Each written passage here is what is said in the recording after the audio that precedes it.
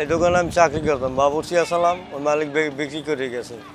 হ্যাঁ, তা পোষাইতেন না, এই জন্য আমি কিনে রাখি আমি চালাইতেছি। আমার বাড়ি স্বরূপকাঠি, পিরোজপুর জেলা, ইন্দিরাট বাজার আমাদের বাড়ি। রান্না শিখছি আমি এটা ছোটোকালেই, তখন আমার 12 বছর বয়স। আমার ওস্তাদ ছিল, সে মারা গেছে আর কি। তার পাক শাকের মান ভালোই করি, উপরের যে পাক শাক তার চাইতে ভালো করি মান, যেহেতু আমরা খাবার দাবার খাইলে বুঝ পাইবেন না। এখানে আসে মার্কেটের কিছু লোক আসে, তাদের ভালো লাগে, তারাও আসে। তারপরে এই মাছ ইটাজি আসে, তারপরে কাজ করে লাল বাহিনী আছে, তারা বোঝা বিড়ে টানে।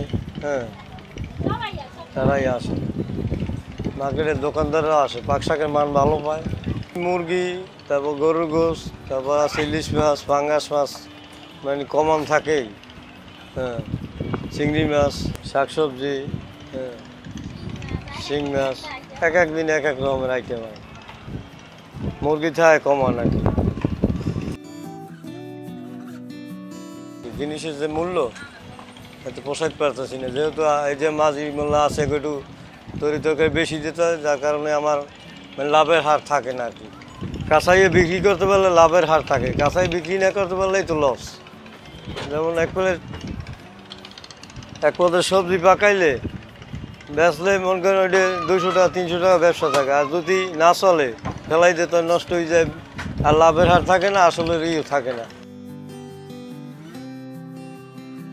এই বিএডব্লিউ টাকা দিতে হয়। হ্যাঁ, তারপর আছে 90 জ্বালাতন করে মাঝে সাথে। 1 কেজি পেঁয়াজ হচ্ছে 60 টাকা। হ্যাঁ, ময় মশলা তো দাম আছে, মানুষের যারা খাবার দাবার খায় এরা হিসেব করে মুরগি কেজি 160 টাকা 70 টাকা, কিন্তু ওইটা রান্না করতে যে কী লাগে 300 টাকা 1 মণ লাগবে। হ্যাঁ, 1 কেজি সোয়াবিন তেল 180 টাকা।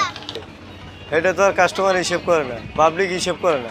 পাঙ্গাস হচ্ছে 50, মুরগি 60 টাকা, গরু 120 টাকা, এইভাবে আর কি। চিংড়ি মাছ 60 টাকা, আগে 80 টাকা বেচতাম, যেমন লতি চিংড়ি মাছ, এখন 80 টাকা দেই, যে গায়ে খাইতেও আস না, চলতেও কম।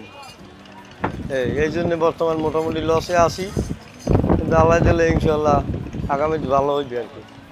পিছনেও ভালো গেছে মোটামুটি, মিছে কথা না, টোটাল মিলেই আর লসে আছি আর কি, এইভাবে চলতে আছে।